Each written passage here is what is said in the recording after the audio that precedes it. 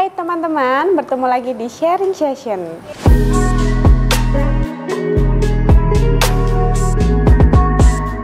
Siapa di sini yang suka merasa tergoda buat menunda pekerjaan? Jangan khawatir, kita semua pasti pernah mengalaminya. Nah, di video kali ini aku mau ngobrol bareng kalian tentang prokrastinasi. Prokrastinasi itu sebuah istilah kebiasaan menunda-nunda pekerjaan atau tugas. Meskipun kita tahu tugas itu penting, tetap saja kita tergoda untuk melakukan hal lain yang lebih menyenangkan. Akibatnya, banyak yang merasa kewalahan karena pekerjaan menjadi menumpuk. Jadi, kenapa sih kita sering banget menunda-nunda pekerjaan? Ternyata ada beberapa alasan umum yang sering bikin kita prokrastinasi. Salah satu penyebab utama prokrastinasi yaitu takut gagal.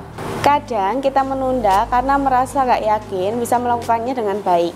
Ada juga faktor perfeksionisme, yaitu kita ingin terlihat sempurna sebelum memulai. Jadi kita malah nggak mulai sama sekali. Selain itu, kurangnya motivasi bisa jadi juga faktor. Ketika kita merasa tugas itu terlihat tidak menarik dan sulit, kita jadi nggak punya dorongan untuk memulai. Akhirnya kita memilih hal lain sebagai pelarian. Tapi meskipun ini kebiasaan yang umum, prokrastinasi sebenarnya bisa banget kita atasi. Dan tips ini yang aku pakai untuk melawan prokrastinasi. Pertama, buat daftar prioritas. Punya daftar ini membantu kita untuk lebih fokus pada tugas yang lebih penting. Caranya, kalian bisa tuliskan 3 tugas utama yang harus kamu selesaikan hari ini dan urutkan berdasarkan prioritas. Dengan fokus pada beberapa tugas, kita nggak gampang keganggu. Kedua, kita terapkan teknik Pomodoro. Yang namanya Pomodoro, caranya gampang banget. Kerja atau belajar selama 25 menit tanpa gangguan.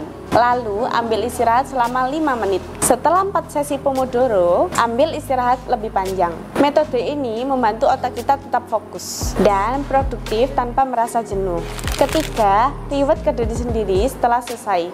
Memberi self reward bisa menjadi motivasi yang bagus. Misalnya, setelah menyelesaikan tugas, kita bisa beristirahat, menonton film atau serial favorit, atau ngemil makanan yang disukai. Self reward ini bisa jadi pengingat bahwa kita layak merayakan setiap pencapaian kecil.